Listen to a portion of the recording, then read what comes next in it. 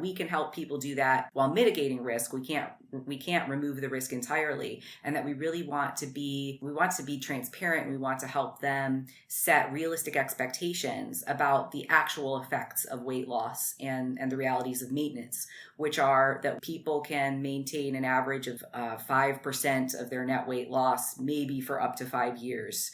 You are listening to Veggie Doctor Radio, and this is episode number 196. Welcome to Veggie Doctor Radio. I am your host, Dr. Yami, board-certified pediatrician, certified lifestyle medicine physician, certified health and wellness coach, author, speaker, mother, wife, and human being. I passionately believe in the power of diet, habits, and mindset in sparking and sustaining well-being and joy in our lives. This podcast combines expert interviews and thoughtful monologues to explore plant-based nutrition, lifestyle medicine, parenting, mindset, and other exciting and fun topics. I hope that these episodes inspire you, uplift you, and equip you with the knowledge and tools to live your best life. Are you ready to get started? Let's do it. Welcome back, veggie lovers, to another fabulous episode of Veggie Doctor Radio. Today, I have with me two coaches that have founded something called comprehensive coaching. It's super interesting. I know you're going to love this episode. Before I tell you about them, I want to remind you that the information on this podcast is for informational and educational purposes only. So it's not meant to replace careful evaluation and treatment. If you have concern about you, yourself, your child's body, anybody in your family, nutrition, growth, any of those things, please consult a health professional. So this episode is really great. We got so into it. I really wanted to go on another hour at least, if not more. I think it's going to be very high yield, especially given our topic last week, which we talked to Dr. Richa Mittal about BMI and body size and weight loss and those kinds of things. This week, we're talking to Dr. Gabrielle FUNDARO and Shannon Beer. Dr. FUNDARO combines her knowledge of nutrition and motivational interviewing techniques to facilitate behavior change for flourishing health, embodying a positive relationship with food, body image, and physical activity, as well as sport performance. In addition to her formal training in motivational interviewing and a fellowship in the science of learning and motivation, her experience stems from years of appreciative advising to help undergraduate students identify their unique strengths and obstacles in the pursuit of their academic goals. In addition to her teaching and mentoring experience, she's enjoyed the opportunity to share evidence-based recommendations, international seminars, podcasts, and contributions to magazines and companies. And in her free time, she enjoys hiking, reading, weightlifting, learning, and enjoying the Arizona sunshine. We also have Shannon Beer. She always has one foot in the fitness industry and her head in the clouds. After completing her law degree, she decided to switch paths to become a nutrition professional and explore more of the world. She has spent the last 2 years and counting living out of her suitcase and traveling all over the globe, and it's given her a unique perspective on health, fitness, and what it means to live a fulfilling and enjoyable lifestyle. She believes that our training in nutrition should enhance our life, not consume it, and that health is about far more than simply aesthetics and performance, although that's nice too. She believes that health is an adaptive, emergent state arising from the synergism of the somato, psycho, socio, and semiotic domains of health, and her coaching practices consider that context. She values truth, strength, compassion, vulnerability, humility, courage, and commitment. Her weeks are a mixture of studying, reading, writing, hiking, traveling, lifting weights, and exploring coffee shops. And most importantly, she loves a good whiskey. So those are our two professionals that I spoke to, and they have developed something called comprehensive coaching, which we're going to talk about in this episode. We're also going to learn about each of their own fitness backgrounds, their own struggles with food, body image. It's very insightful. What intentional eating is. I love this term, intentional eating. How they define being on a diet. What's the difference between being on a diet and dietary restraint? What is a lifestyle change, and when is it actually becoming a diet, and the spectrum between the diet and the anti-diet or the weight neutral side. So we're going to talk about how to navigate that. We specifically talk about the risks associated with dieting and the importance of seeking informed consent when working with clients that are seeking intentional weight loss. It's a great episode. These ladies are really intelligent. They're smart. And what I love is that they're so thoughtful. They're so conscientious. They've thought this stuff through. And honestly, I'm in awe. I probably will continue to deliberately learn from them so that I can improve my coaching practices and just be more sensitive and open, and just know that all of these things, it's a spectrum. It's dynamic. It's not something that is just one thing or another for most of the time. Even body image. We talk about how body image is a dynamic thing. Your body image is different from day to day. So there is so much to learn in this episode. I know you're going to love it. It's very high yield. You're going to probably want to take notes. You're going to want to listen to this one more than once because it's dense. There's a lot in it. Okay. So thank you, veggie lovers, for being here. Thank you if it's your first time. I'm so glad you found my podcast. And a big thank you to my veterans that are here week after week. I love you. Thank you for being a supporter, for being in the Veggie Doctor Radio fan club. All right, let's get to it. Here is my conversation with Dr. Gabrielle FUNDARO and Shannon Beer. Gabrielle FUNDARO and Shannon Beer, welcome to Veggie Doctor Radio. Thank you. Thank you for having us. So I first found you both on Instagram. I'm not sure how, but you know how things, you just start following people. And I just got really pulled in and intrigued when you started advertising your webinar that you were going to do over comprehensive coaching and bridging the gap. And I just got really sucked in because I feel that a lot of us kind of live on one side or another when it comes to ideologies, when it comes to concepts, and you were both trying to find this middle ground and find a way to be between and in the gray of some of these concepts. And I love it. I love it. So I was part of the webinar. I got to learn from both of you, and I just thought that y'all would be great for my audience. So welcome, and I am so excited to dive into some of these concepts. Thank you. I'm glad that that it resonated with you. Yeah, so let's start with the beginning. So what do you mean by bridging the gap with comprehensive coaching?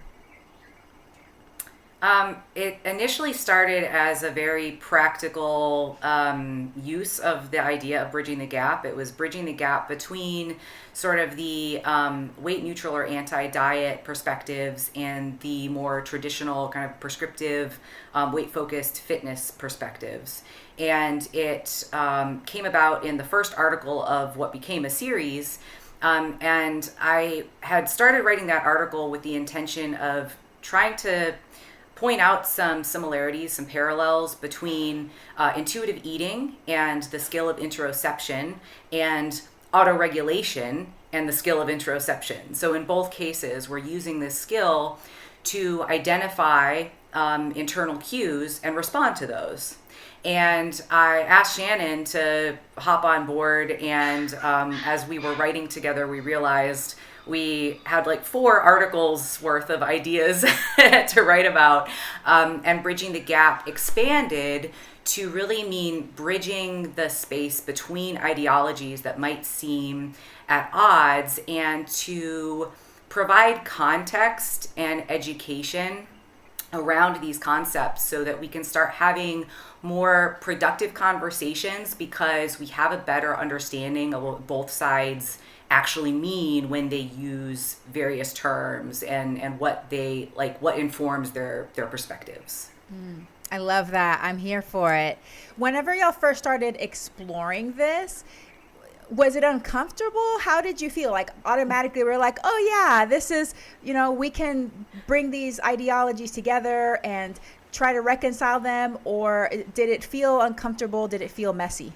Yeah, for sure. It was definitely uncomfortable. And I think what sort of motivated us to put something out there in the first place is because of the sort of importance of the implications and the way that we felt that the debate was sort of spoiling, the potential help that we could offer people, given that there was so much parallel, as Gabrielle mentioned. It's like we're kind of disagreeing because we're disagreeing on terms, not because we're disagreeing on what we believe to be effective, truly.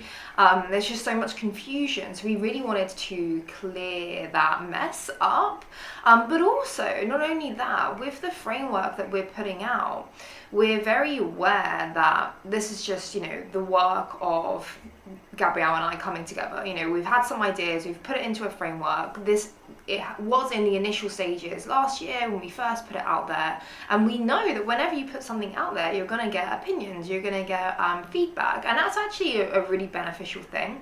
So we have had input from other professionals as well that led us to make changes to the framework, and that was sort of uncomfortable to receive but also very beneficial for us. And I think that the framework is actually a lot more accurate, a lot more thought out now that we've had input from multiple people. And I think that's something that's so sort of beneficial with the social media space, is that you are able to reach people from different disciplines. So yeah, that's been another thing, not only sort of addressing the debate, but also putting out your own ideas and being like, cool, someone attack this for me, what have I missed, tell me how to make it better, which is uncomfortable but also ultimately beneficial. Yeah, no, but I mean, that's kind of the point too, right? Is so that we can collaborate together, because I feel that when we spend all this time debating and saying, no, you're right and I'm wrong, it's like we aren't spending enough time talking about, well, really, we all have the same goal, right? We all just want to help people, and we all just want to feel better and live long, healthy lives, like ultimately, right? So how can we work together to do that in a way that produces the least harm and leads to the most joy and well-being?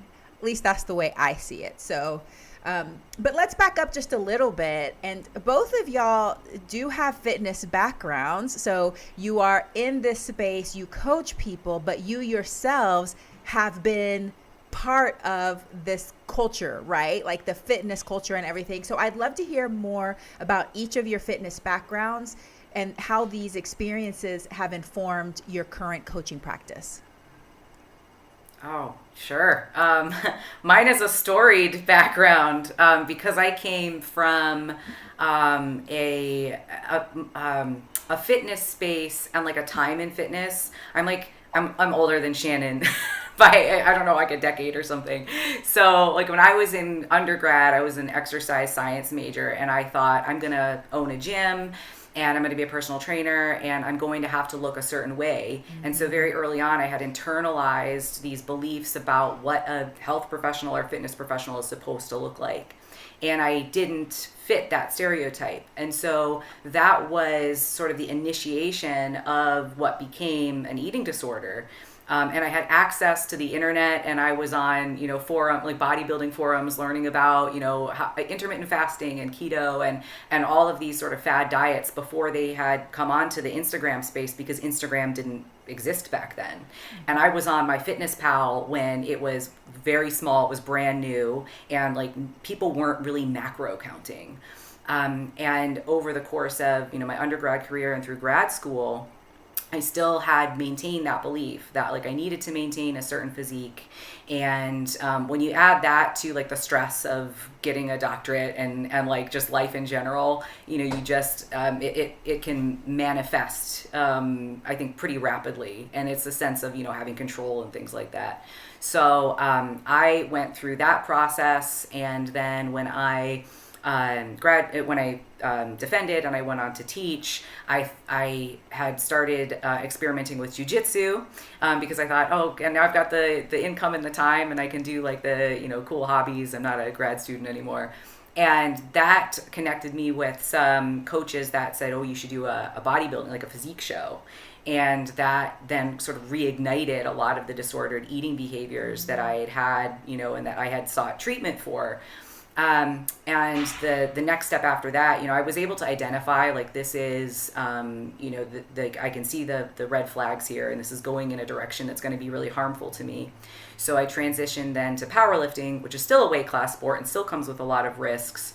And that to me was eventually, a long way down the line, became a conduit to reframing like my relationship with my body and with weight and, what the scale weight actually means. And that was, like 5 years ago or so now. But, I was still in that space of more traditional, like macro-based coaching and amongst people who were, fitness competitors, and still was oftentimes comparing myself. And when I started to learn about intuitive eating, it was really because I was curious about it, and I had seen, these like kind of debates about it. And I wasn't invested in it. I didn't have any strong opinions. I just wanted to learn about it. But then I started to see, oh, hey, I actually have internalized these beliefs, and there is an alternative to macro counting for the rest of my life.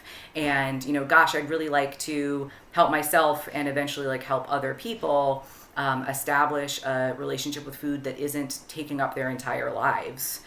Because at this point I left academia and I was starting to travel and be an entrepreneur. And I thought, I don't really want to be like macro counting and focusing on that to the extent that I have been for the past several years. Like, I want to travel and enjoy life. And I don't want to feel like my life has become so small. And not to say that it's like small to be, macro counting, or, it can be a very useful tool. But the way that it had shown up for me was just that it seemed to enclose me. And so that's sort of my impetus for why I want to help people find alternatives. And that I can really understand too, and I can empathize with the folks who have really been harmed and have really suffered and seen other people suffer, in that world of restrictive dieting, and why they're so passionate about speaking out against that. And so I can honor that, and then I also recognize that for other individuals, there's not a pathology attached to it, that it's macro counting is like, using GPS, and they're like, cool, this is an educational tool. So I also want to, respect their autonomy and really just help people do it in a way that's safe and with the consent that I didn't have. Like, I didn't realize what the risks were when I started. Yes. Wow, what a powerful story. I would love to know, because I find all of this fascinating too, based upon my history with disordered eating and body size and all of that. Did you have a point in this fitness career, this fitness path, where you were trying to get smaller, and then a different point where you were trying to get larger? Because I'm getting into the more bodybuilding thing, and I'm not want to be a bodybuilder. I'm just trying to grow my muscles. I'm 42, and I found that my muscles were like kind of wasting away, and I'm like, oh my God, I need to do this before I get too old and it's harder.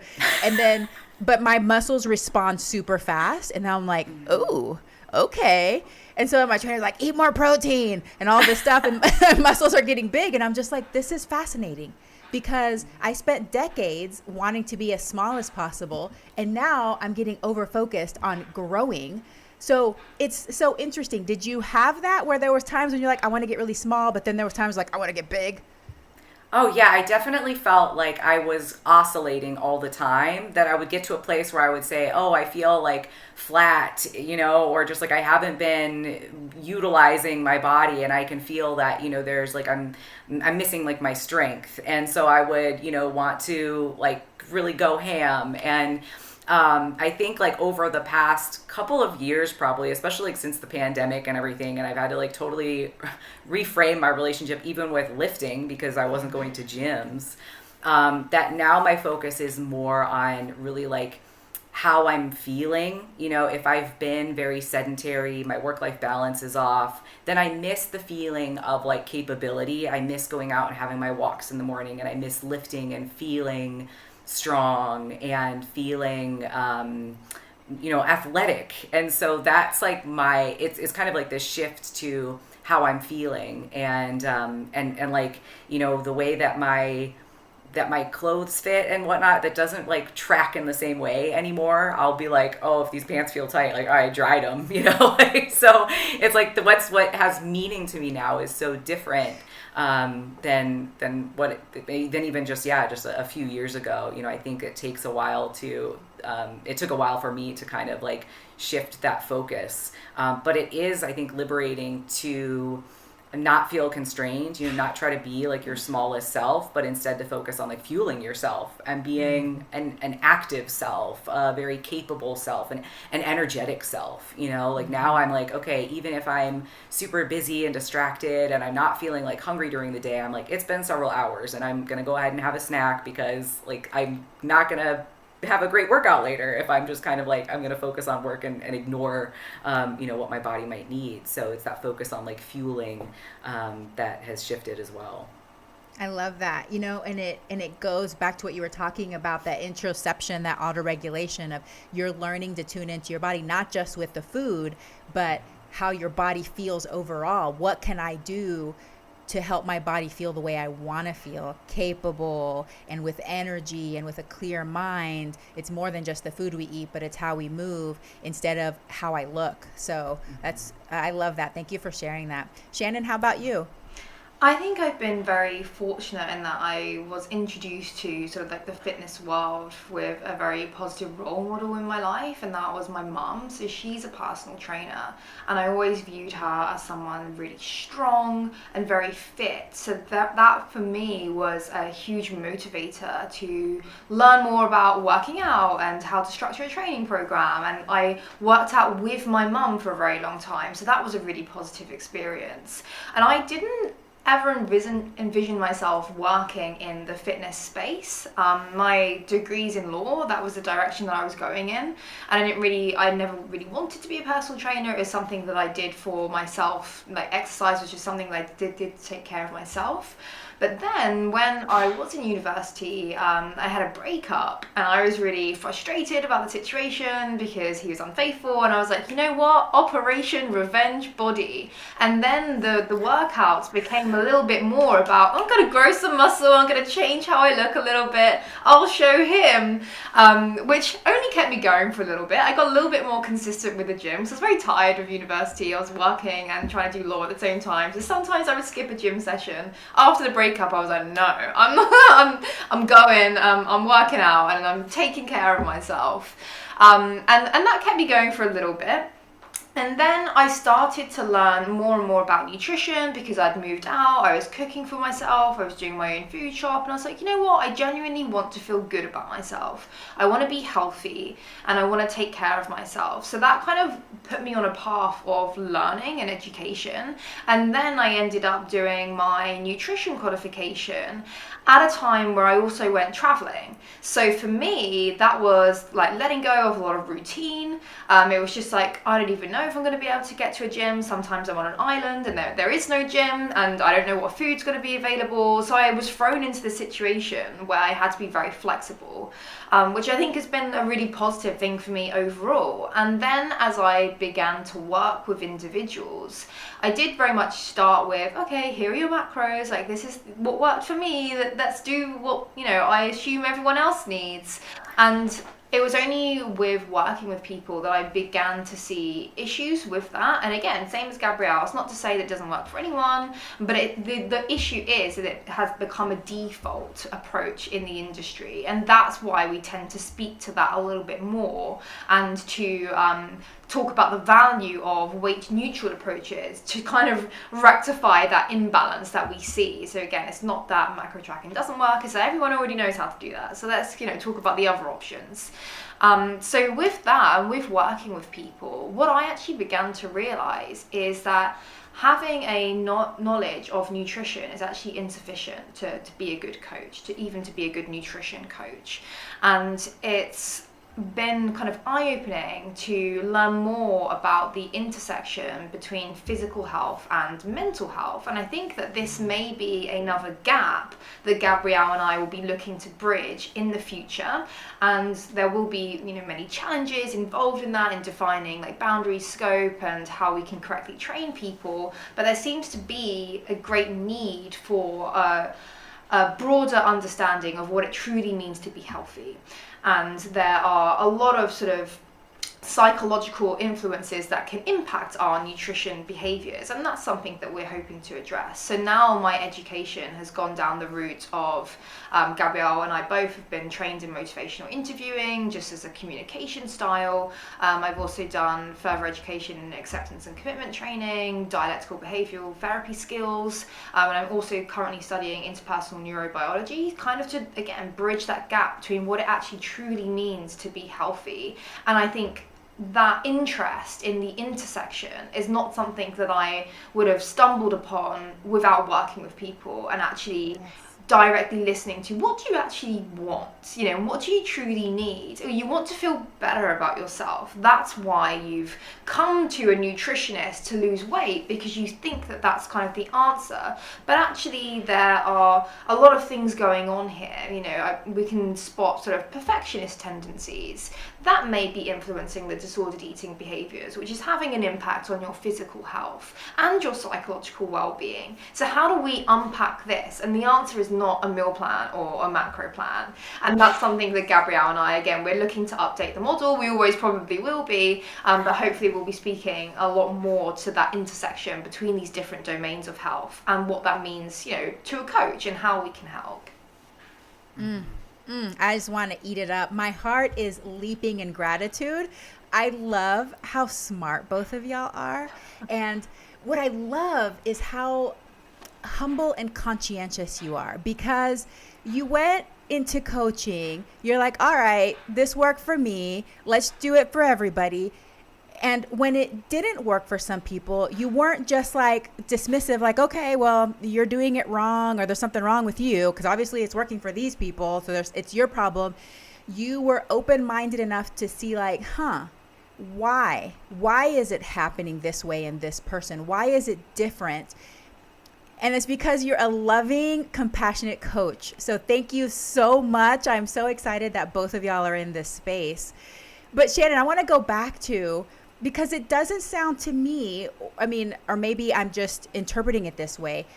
Do you feel like you have struggled with disordered eating, or are you the kind of person that you were like, you can do the macros and it doesn't faze you? It doesn't put you into that disordered eating area. And it doesn't sound like the Operation Revenge Body was anything that kind of threw you in. That sounds like really fun. But so tell me a little bit more as far as your personality. Do you feel like you're one of those people that someone can put on a calorie plan or a macro plan or something, and it doesn't throw you into that area?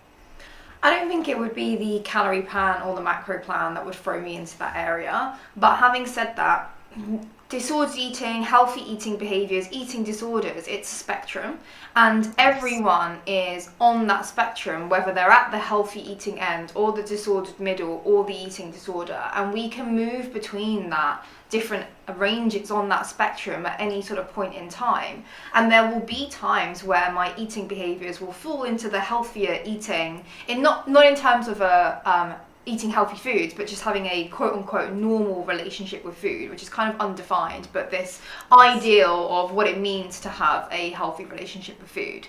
And there'll be times where I would be more closer to that end, and times where I can spot myself moving in towards what would be classified as disordered behaviors, which could be times where I'm noticing that I'm thinking about food more often, or times where I'm getting a little bit more rigid with my behaviors. But usually, now that I've learned more about how this sort of works, I can identify what may be happening in my life and in my environment that would help me to sort of shift between these different sort of stages. So for example, if I'm under a lot of stress, I've noticed that I then begin to control my workouts, control my eating a little bit more.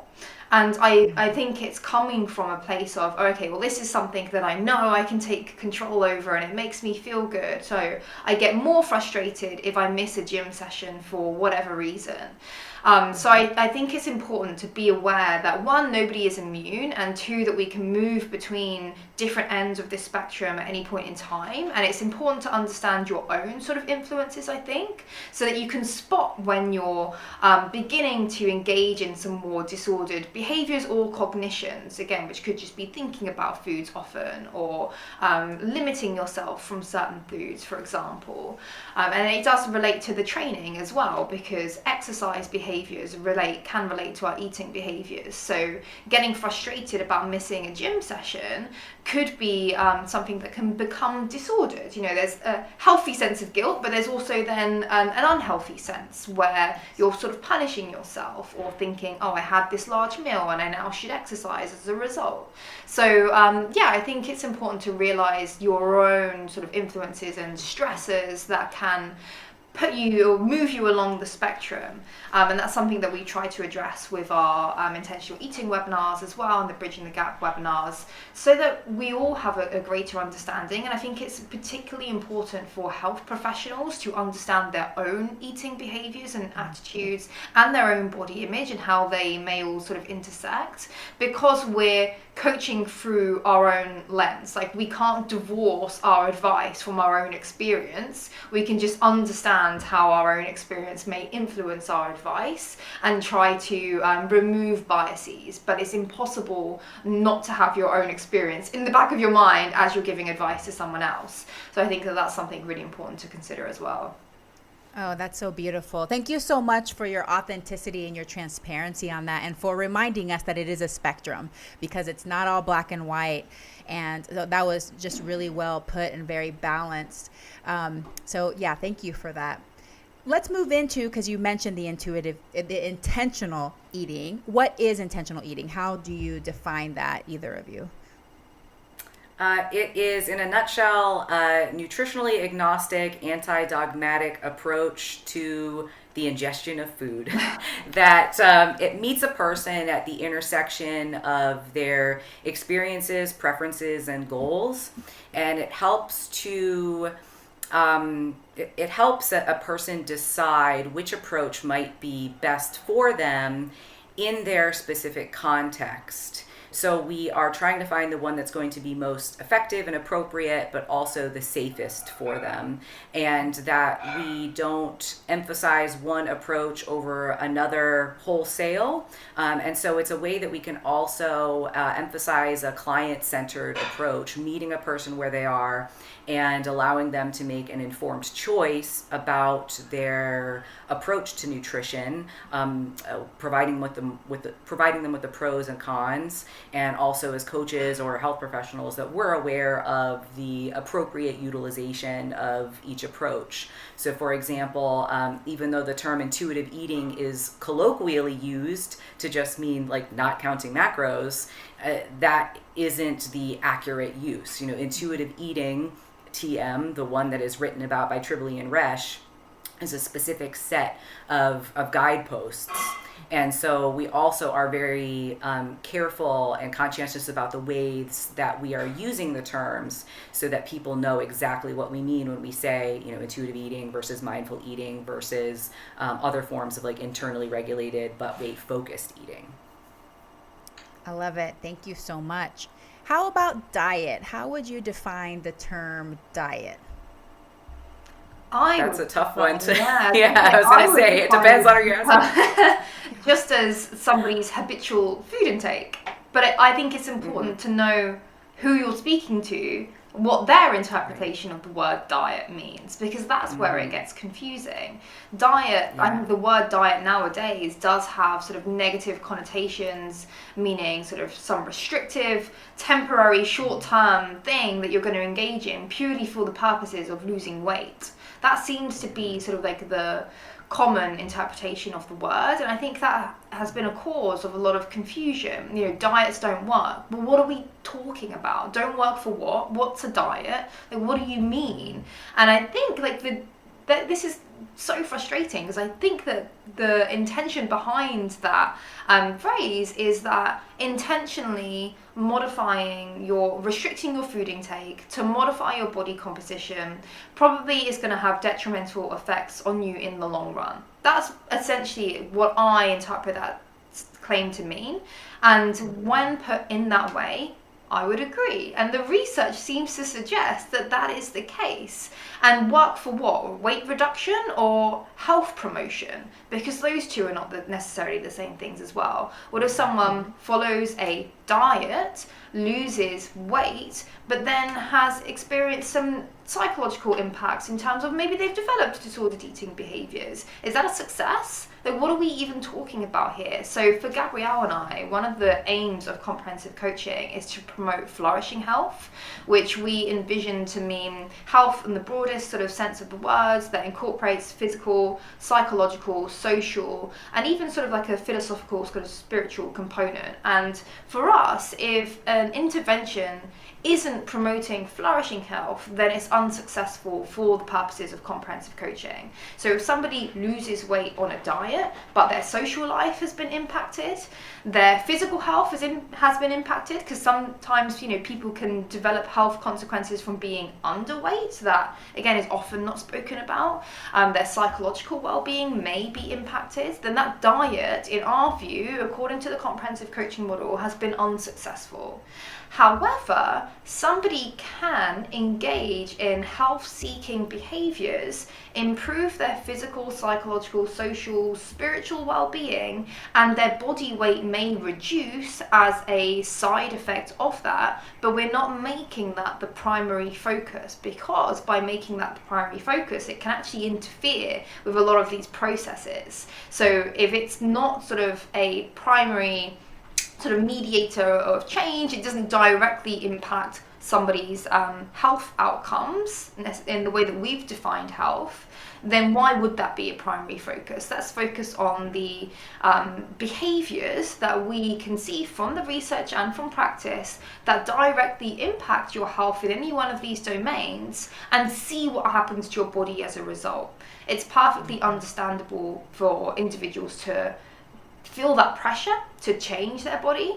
So this is why we don't want to discount the desire to lose weight either, because I think you're going to miss, you're going to turn off a large number of people who would really benefit from the services. And we have to understand the environment that we're living in. Again, social cultural sort of influences. Of course, we learn that, hey, my body is a social currency, and if I change it, maybe then I will gain approval and status. But again, the potential consequences of that are not something that Gabrielle and I want to endorse. And I would also, and I'm sure Gabrielle too, would like to challenge that sort of rhetoric that our body should be a social currency. So we don't want to feed into that, which again can be a huge challenge. So that's kind of where the intentional eating spectrum has come in, recognizing that some approaches can be more internally guided, some can be externally guided, and we're also moving along a spectrum of weight modification and a weight neutral approach, where we're kind of seeing, let's focus on these health-seeking behaviors, and your body may or may not change. Let's see. We're not discounting that, but we're not making it a primary focus. Wow. I love the aim of obtaining flourishing health. I think that just makes it so clear. How can we align things? What are the habits and behaviors that we can put into place to accomplish this goal, rather than having the primary goal be, I want my body to look a certain way. But you're right. I mean, this requires so much patience and thoughtfulness, and both of you just are the right people for this, because it's hard. Because everybody just wants to lose weight. They're like, tell me what to do so that I can lose weight. I worry about my well-being later. I mean, I'll worry about feeling better later, right? Let me just get thin or whatever now, and then I'll put that on the back burner for later. I know, because I was there for decades, okay? I got decades of my life. So it is very, very complex to approach it in this thoughtful and patient way. But I'm just so glad that y'all are doing it. Tell me now. So we talked about, the difference between eating a diet and being on a diet, which is what most people are talking about, right? Being on a diet. And by age 5, most little girls already know what it means to be on a diet, unfortunately, in our country, here in the United States. What is dietary restraint? Can you clarify that for us a little bit? Sure. Dietary restraint would be the cognitive effort that one puts into controlling their energy intake. And the tricky thing with dietary restraint is that it doesn't necessarily translate to an actual energy deficit. So people are usually going on a diet ostensibly to lose weight. So they are trying to create some sort of energy deficit so that their weight will be lower by the end of the time.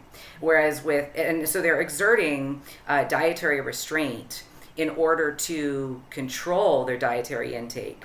But in some cases, they'll be trying to control their dietary intake, but it doesn't actually result in the energy deficit. So it could be that, they're trying to eat only certain types of foods, or perhaps they have, just inaccurately calculated the estimated energy intake needs, or they are, just eating foods that they think will be health promoting or weight loss promoting. They think that there are certain foods that have, negative calories. And so the result is that they actually don't experience the weight loss. And so they think that they have to control even more rigidly. And so they have this imbalanced ratio of like effort and attention versus results.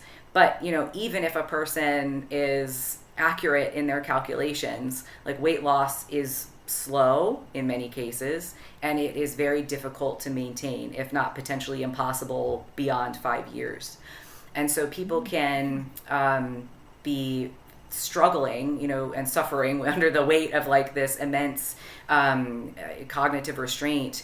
And the risk for developing disordered eating is even higher in the people that are using rigid dietary restraint. Unfortunately, we don't have a great sense of clarity between the rigid and flexible forms of dietary restraint. And there could be some forms of flexible dietary restraint that actually do still increase the risk of disordered eating because there's about a 50% shared variance between the two. So even though, flexible dieting has been promoted as sort of a more reasonable or like safer way, it's kind of like you can, you don't have to pick just one type of fish and just asparagus and just brown rice. Like you can pick different types of proteins and vegetables and brown rice, but you still have to hit your macros. So it's not that is that method is impervious to the risks of developing disordered eating. And even, again, with the flexible restraint methods, maybe a person, sort of decides, oh, I've had quite a large breakfast, I might eat a little bit less later in the day. It's not so much the behavior as it is the cognition behind the behavior. If it's just that they're eating a little bit less later in the day because they don't feel hungry, they just think, I'm still pretty full, it's been 5 or 6 hours, I should probably have a snack, but I'm not feeling terribly hungry.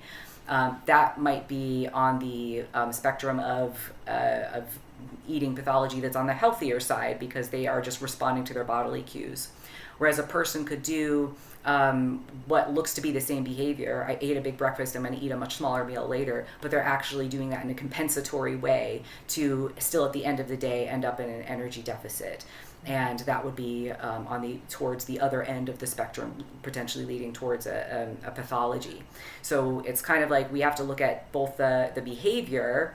There are some behaviors that are very obviously more on the pathological side, like purging, but some behaviors are in this gray area where we really have to understand what's going on for that person, why they made that decision, to determine whether it's a potentially risky behavior for them.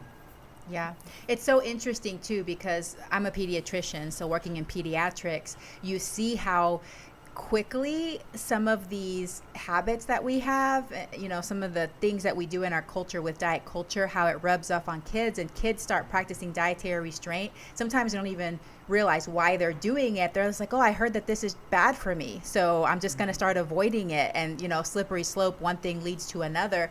And for sometimes it has nothing to even do with weight. It just has to do with like, oh, now I have a fear of this food because I heard it's bad. And then they start practicing that dietary restraint. So the human mind is so interesting when it comes to things like that. I'd love also to delve into this common term that we hear now, because being on a diet has gotten a bad reputation, right? We don't want to be on a diet. So now we just want to do a lifestyle change. And I've seen many a lifestyle change, and I'm just like, that seems kind of rigid. So tell me about why a lifestyle change, and what are the signs that a lifestyle change really is just more of this dieting behavior? Yeah, it's such a funny one, because this really touches on what you just mentioned, is how we sort of pick up and model certain behaviors, and we're not really sure why we're doing it, or how our motivations for doing certain behaviors may change over time. So, for example, I didn't realize that my latte has calories in it. I didn't consider the fact that that is a source of energy. I just thought I was drinking a coffee. Maybe I will alternate between Americanos and lattes depending on how much energy I think I may require. That can soon turn into, I shouldn't drink any beverages with calories in them. So I'm always going to order a black coffee and tell myself I love coffee, when the reality is I would just prefer to have a latte. That sort of potentially could have been a health conscious behavior, just awareness and regulating according to your own needs, can soon turn into a rule. And I think that this is a nice way to conceptualize, the idea of when do these healthy dietary or lifestyle changes become something that's not so healthy, or become a diet, is when we turn our guidelines for healthy living into rigid rules. So in general, a guideline that I follow is my weightlifting program is structured into 4 days a week. So a guideline for me is I'm going to resistance train for 4 days a week. A rigid rule would be I must resistance train for 4 days a week, no matter what. So if I got ill for 1 week and I was following my guidelines, I might think, paying attention to my body, it's probably not a good idea for me to train this week. I'm actually going to focus on resting. Maybe I'll go for a walk to get some fresh air, get some movement in, but that's what my body needs this week. Whereas if I was following these healthy lifestyle changes as a rigid rule, I would be in the gym no matter what, because that's what I need to do in order to be healthy, which actually could be the opposite of what I need. And that kind of can translate onto our eating behaviors as well. Maybe I learned that, maybe I don't need breakfast early in the morning, I don't have much of an appetite, and I like to work, so I'll push off my first meal for a couple of hours. That could be something that is actually according to my body's cues, or it could be a sort of rule that I've imposed upon myself, that if I notice I'm starting to get hungry earlier than usual, I can't have my first meal yet because it's not this time of day, and I can only eat past this time of day. So I think it's the flexibility or inflexibility behind these behaviors that's really at the core of this. And this is where the construct of inflexible eating has recently been touched upon by the research, and that's sort of a rigid adherence to these rules and a sense of distress when they're not followed. So, oh no, I can't eat this early, even though I feel kind of hungry, because it's a rule, and if I were to eat earlier, that would cause distress. I'll be thinking about restricting later on. What if I get hungry later on? I'm going to be eating too many calories. So I'm either going to restrict myself on the food, or I give in and feel distressed. So it's the rule-based behavior and the rigid adherence to those rules and the distress that accompanies breaking those rules. That's where I think we can learn to distinguish between my healthy lifestyle versus, no, this is just another diet. Yes. Oh, I love how you just really concisely define that, especially paying attention to your mental health surrounding these things, am I feeling guilty? Am I feeling shame? If I am not rigidly following what I think is healthy, then maybe there might be something there I need to pay attention to. I think that that's really important. Okay, so we've kind of already been talking about this, but I want to flesh it out a little bit more. We have these two communities. We have the anti-diet, all diets are bad, it's very harmful community. And then we have the, no, everybody needs to count calories and eat less because we all eat too much. And so we have these two communities. But the way that y'all talk about it is more like, okay, there's a spectrum, and we need to definitely understand what the risks and the harms could be, but try to move in between these two areas a little bit more. So can you tell me a little bit more about what that's like, or how you would approach that in an individual, in the client? So kind of trying to meet them where they are and work in the gray area, and how we can provide like both services simultaneously. Like how can we provide intentional weight loss? That's the term. I forgot I was going to mention that. So because diet can be very confusing, we just use the term intentional weight loss. So or weight focused. So intentional weight loss means a person is losing weight on purpose, and they are doing behaviors with the intention that will result in weight loss. Whereas unintentional weight loss can occur, like Shannon had mentioned earlier, when a person has changed their behaviors for not for the purposes of changing their body weight, but it just so happens that occurs. So the idea that the analogy that I use when talking about providing informed consent and mitigating risk with intentional weight loss is that of sex ed. So there are some camps that say we should have abstinence only sex education, where we just tell people like just don't have sex. And then there are other camps that say we need to provide education about ways to reduce risk while having sex. There's no way that we can make sex a completely risk-free event if it's happening between two people. And so how can we provide education so that they know how to do it in like the safest way possible? And so that's my approach with intentional weight loss, is to help a person realize what it is they really want to get. Like, what is this a means to an end that's actually going to be achievable from intentional weight loss? Or are there other avenues that we could explore, when it comes to like improving body image, when it comes to having more self-confidence? Intentional weight loss does not guarantee those things.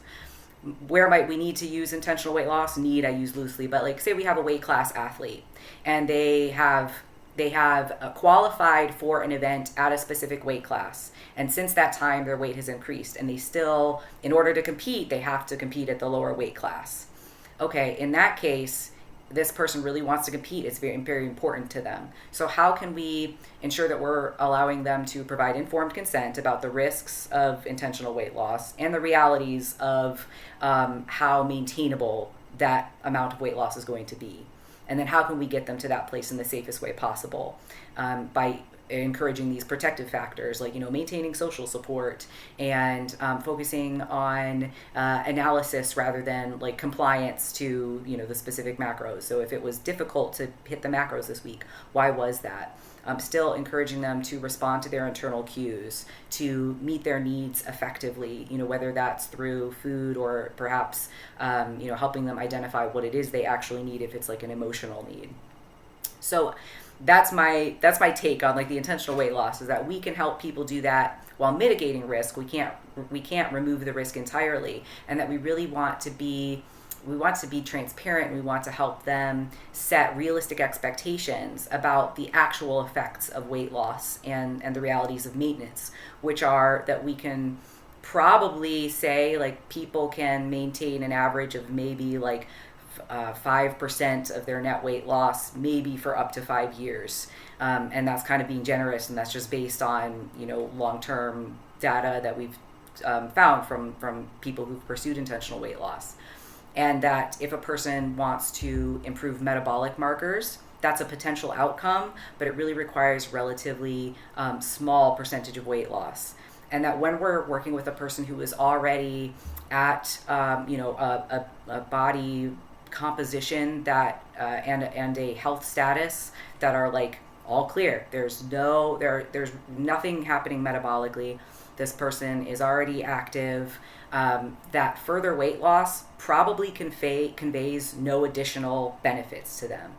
And that what I think, what we're really talking about on either side is that people are looking at the cost to benefit ratio of intentional weight loss, and especially just sort of like with certain body sizes in mind. And one group kind of says the risks, the psychological risks outweigh the benefits, the potential health benefits. And what the other side says, the potential health benefits outweigh the psychological risks. And of course that whether the truth to either one of those statements probably depends on the individual that we're actually talking about. But I think when we're looking at sort of like, if we sort of generalize by extremes, we say that there is a person who has identified that weight loss would improve like their mobility, then we still, of course, are going to focus on the behaviors. That we can acknowledge, okay, this person believes that like weight loss would really help with their mobility, with reducing knee pain or something.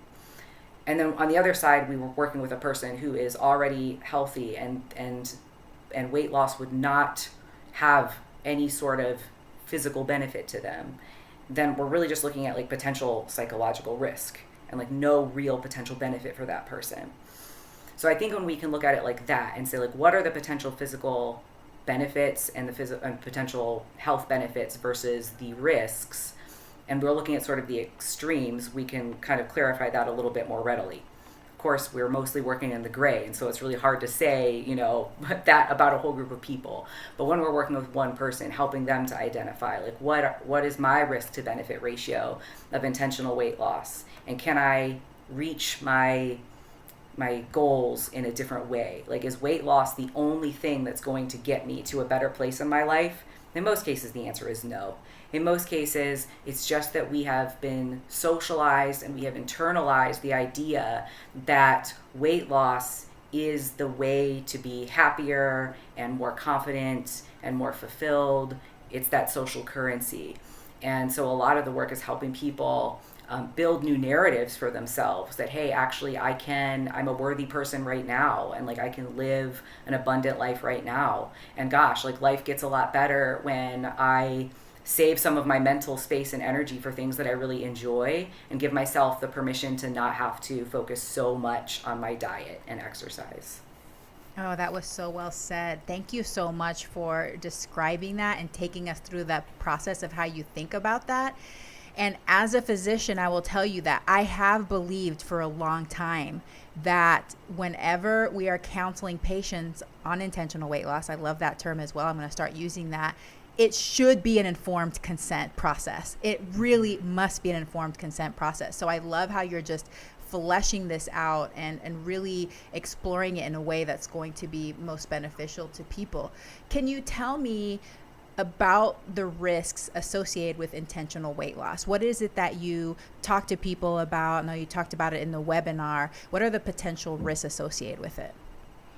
Yeah, when it comes to making weight a primary focus, I would like to actually just add to something that Gabrielle said, because I was thinking about this as you were talking, that yes, there are instances where intentional weight loss may be necessary in the context. So somebody who's engaging in a weight class sport, well, the rules of the sport dictate that this person, they've chosen to compete in this weight division, therefore they must focus on weight loss to making it to their sport. Or physique competitions require the modification of body composition. So those are two very specific examples where intentional weight loss would be a primary goal.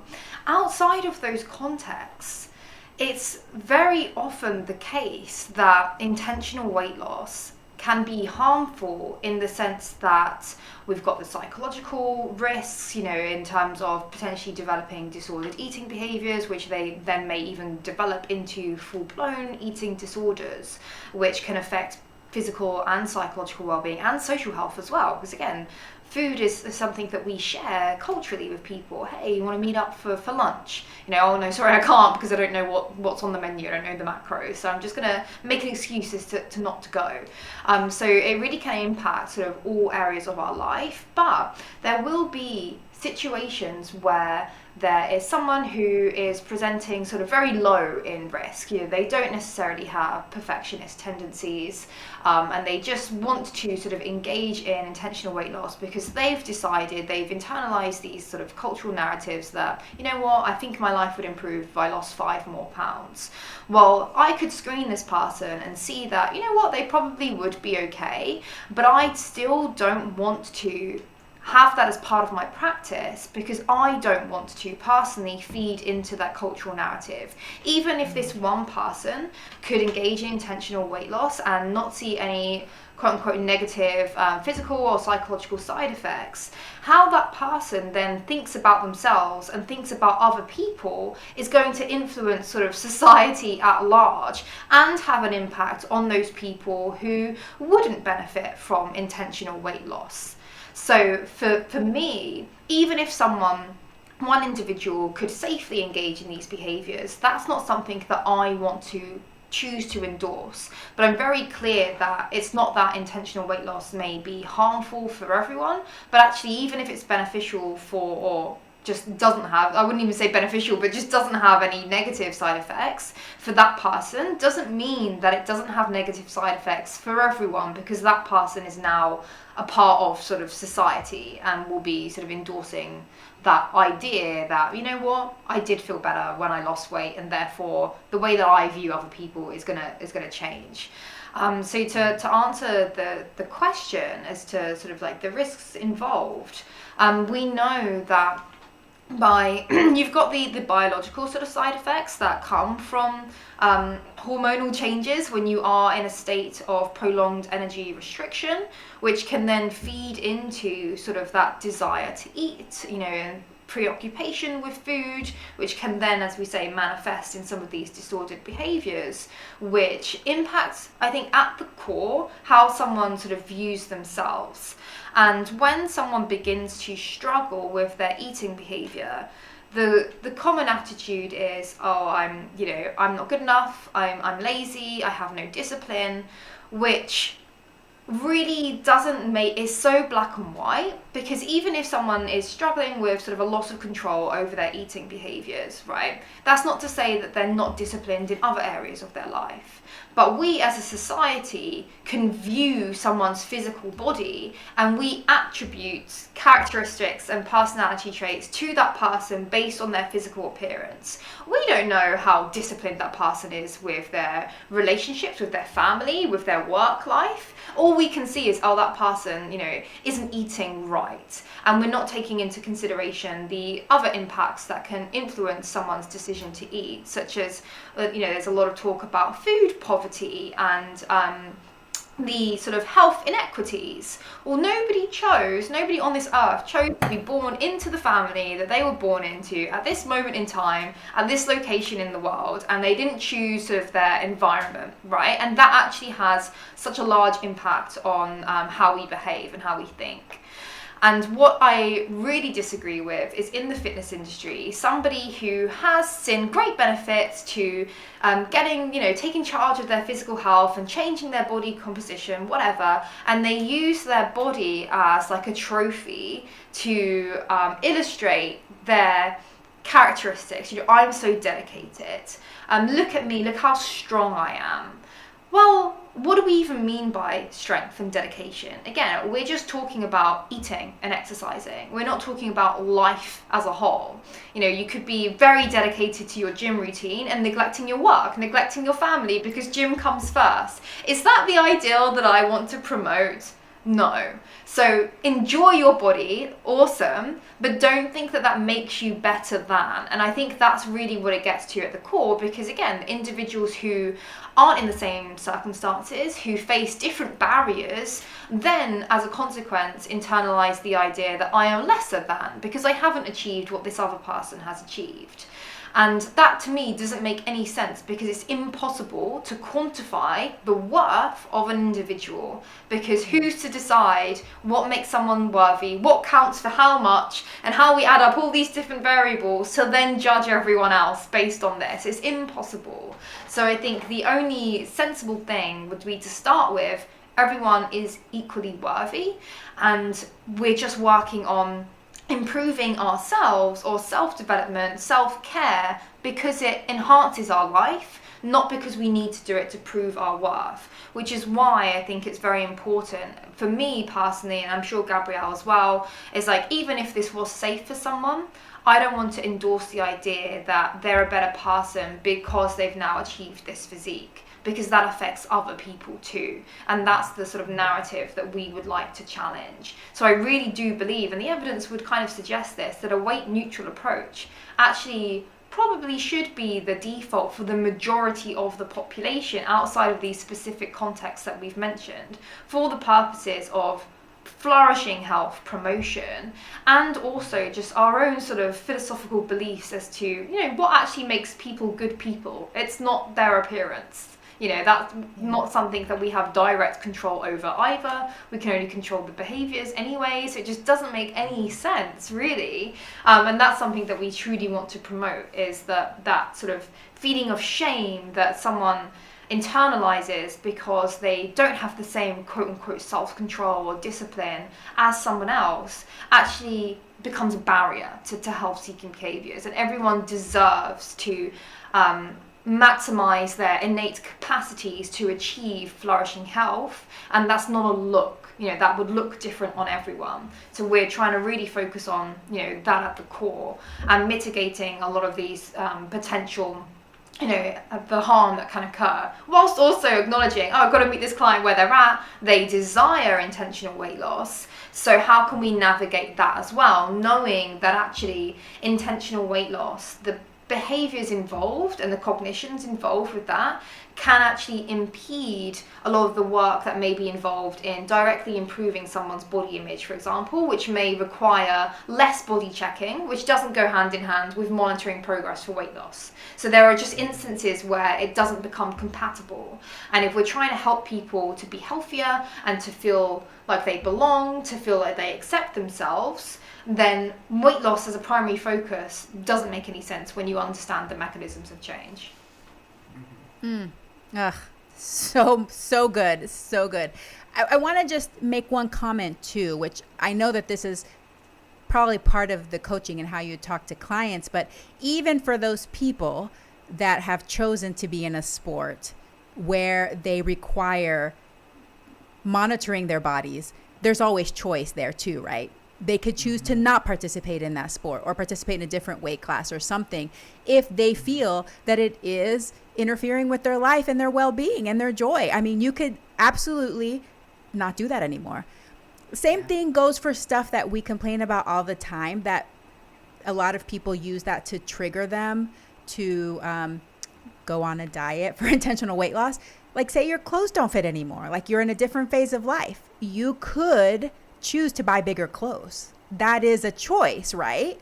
So I think that's something for everybody to just keep in mind, is that most of the time we think in this black and white, okay, we can either do this thing or this thing, but there are choices, and in the human experience, we have different choices in order to reach that well-being and joy that we desire in life. This has been so wonderful. I thank you so much, and I know that you're both busy, so I want to wrap it up. Just a few final questions.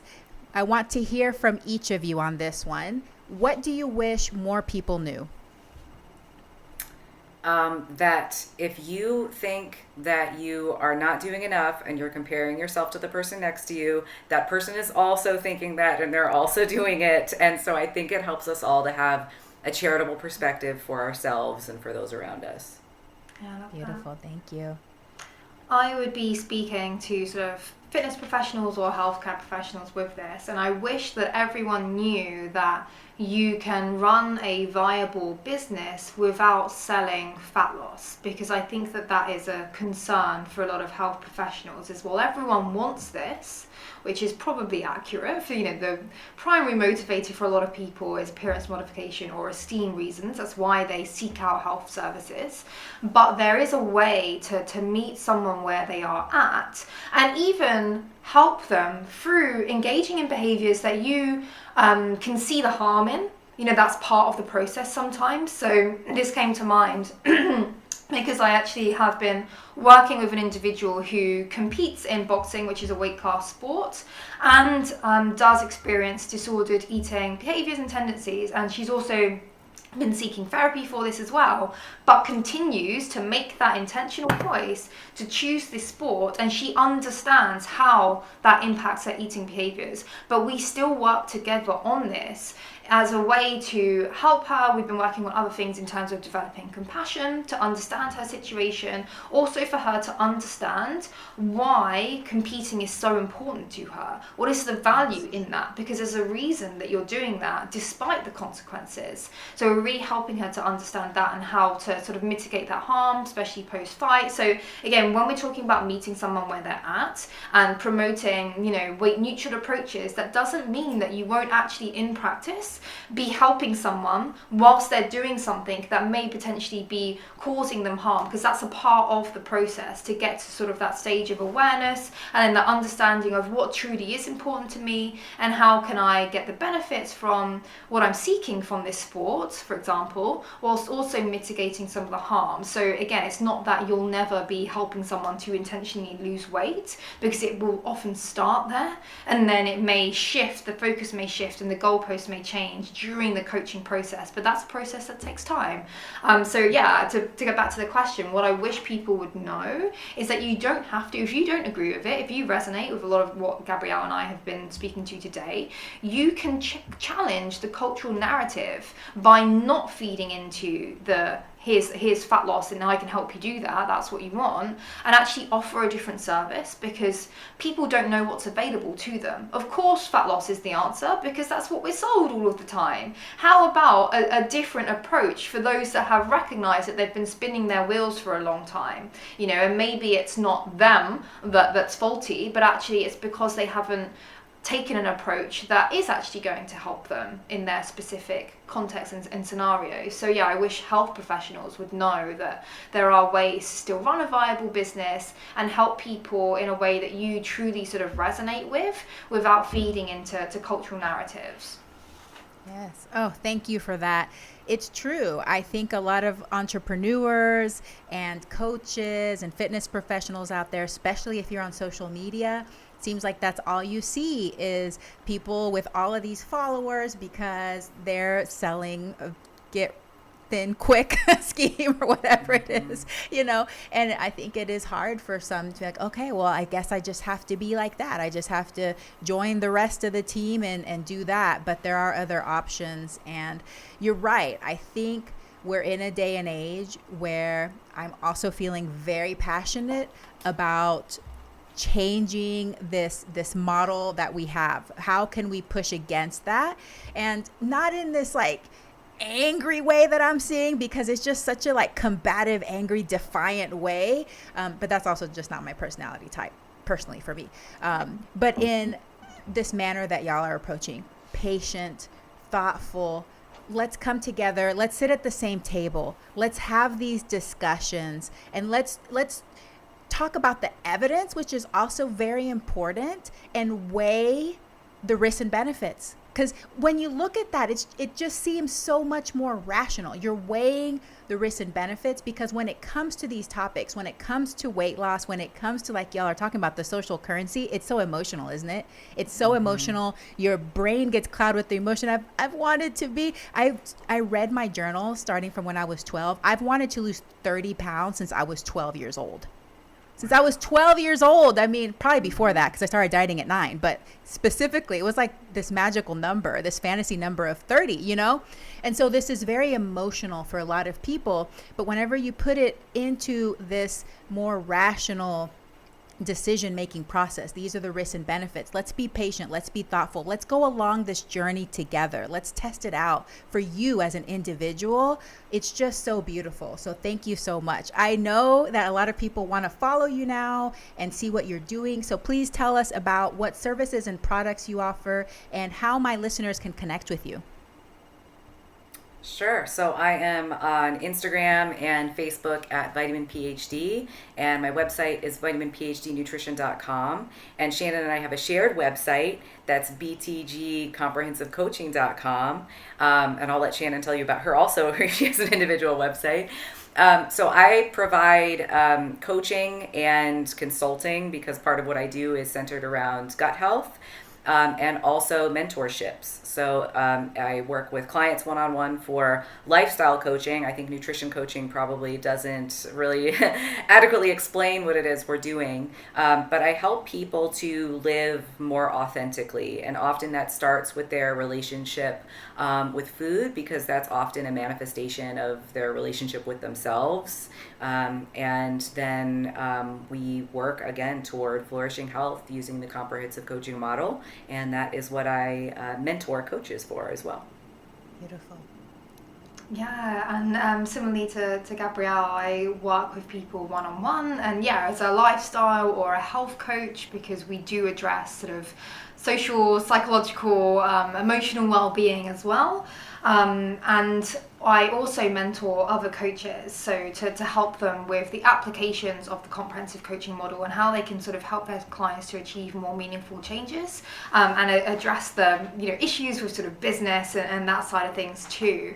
I also have created a course for health professionals, a body image fundamentals course, to help health professionals to improve their clients' body image. So that's something that's available now. And I also have a podcast where I've been recently interviewing a lot of researchers on the field of body image and sort of psychology in general, in terms of what it means to be mentally healthy. We talk about mental illness, but not about the promotion of mental health, which would be distinct. And I've recently had the opportunity to interview a lot of the researchers on the editorial board for the Body Image Journal. So we're talking about sort of intervention strategies and how that may apply to a coaching sort of setting. So the podcast is called Consilient, and I think that will be linked in as well. I think that's pretty much everything. We also have a community group for coaches who love the idea of this approach, but then I have no idea how to transition from my current stage of this is what I have been doing, but now I realize there's so much more that I could be doing. So we have a community group that you can access on the BTG website. And it's been really great to kind of bring together a community of like-minded coaches who are now beginning to sort of help each other as well. So there's been Zoom calls about authentic marketing strategies to, move away from the before and after transformation photos to how can I actually market myself in a way that reaches people but is aligned with my own sort of personal values and the culture that I want to sort of create and promote. So that would be another thing that I would recommend people checking out. And you can also follow me on Instagram as well, and that's just _. I love it. Wow, y'all are doing so much good work. Thank you so much again. I am so grateful for both of you and your approach and putting this out into the world. I know it's so much hard work to do all of this, but thank you, thank you, thank you. So last question before I let y'all go. Leave us with one piece of advice for moms specifically struggling with body image and body dissatisfaction. I would borrow from one of our self-compassion exercises, and I might recommend trying to speak to yourself as you would hope that your child would speak to themselves. So especially if you do have a daughter and you notice yourself speaking about your body in ways that are really negative and critical, and you wouldn't want her to do that. Try to model a kind and understanding voice for yourself so that your child can see that as well. Yes, I love that. I love that. I would encourage, as Gabrielle said, that compassionate understanding that it's perfectly normal to experience changes in your body image after pregnancy as well. That's something that a lot of mums go through. But also to try to reflect on all of the things that your body does for you, functions that your body performs that you really appreciate. And this doesn't mean just your physical capabilities in terms of, I love the fact that I can be strong in the gym, because maybe gym's not a priority for you right now. But understanding that your body does a lot. You've just given birth to a new life. Like, regardless of how your body looks as a result, that that's something that you can appreciate. Like, this capacity to introduce new life into the world is amazing. And understanding that, these cultural influences may be putting like a bit of a dampener on that, but also even beyond that, the fact that you've got your health, that you've been able to recover, that you're able to connect and communicate with others through your body, the fact that you can hug and hold your child, or to kiss and celebrate with your partner, the fact that you can be a shoulder to cry on and a source of support to other people. What about your creative endeavors? Maybe you love to read, or you love to listen to music. The fact that you have a body allows you to do all of these things. It's your sort of medium to experience the world. And what would your life be like if you didn't have the ability to cuddle your partner, or to be a shoulder to cry on, or to be outside, to view like the amazing sights that you've seen throughout your life? So that's an exercise that I would really recommend. And appreciating our bodies and reflecting on that seems to be a very effective way to move towards developing more of a positive body image. And also practicing body image flexibility. So on those days where you wake up and you're not feeling super great, knowing that that's actually normal, and having a positive body image doesn't necessarily mean that you're going to love yourself and feel great every day. That's not the case. What's more important is what you do on those days where you're not feeling 100%, and that you don't let I'm feeling a little bit bloated right now, I just don't feel my best. You don't let those thoughts impact what you do in that day. So you don't withdraw from activities because of how you look. You acknowledge that I'm not feeling my best. Maybe I've been up late because of the kids, and that's impacting me, how I feel about myself today. But I'm not going to let that get in the way of doing what's important to me. So I'd say the self-compassion, the functionality appreciation, and the body image flexibility could be 3 key things to really think about and to explore, to help move towards developing a bit more of a positive body image. Oh, thank you so much for that. And yes, I think that's a really good reminder that body image is not fixed. Just like our emotions are not fixed, body image fluctuates. And there is even studies to show that our body image changes with our hormonal fluctuations. It really does change our thoughts and our feelings. So, sometimes even for no reason, you may not feel good about yourself. And some of it has to do with the hormones that are changing in your body and your brain. So thank you both so much for this. It's been amazing. Again, I appreciate what you do. Would love to have you back sometime. And thank you so much. Have a very plantastic day. Hey, veggie lover. I hope that you loved today's episode. Will you take a second and do me a huge favor? Please subscribe to my podcast so that you never miss an episode. You're the reason I'm here, and I want to share it all with you. Thank you for listening, and have a plantastic day.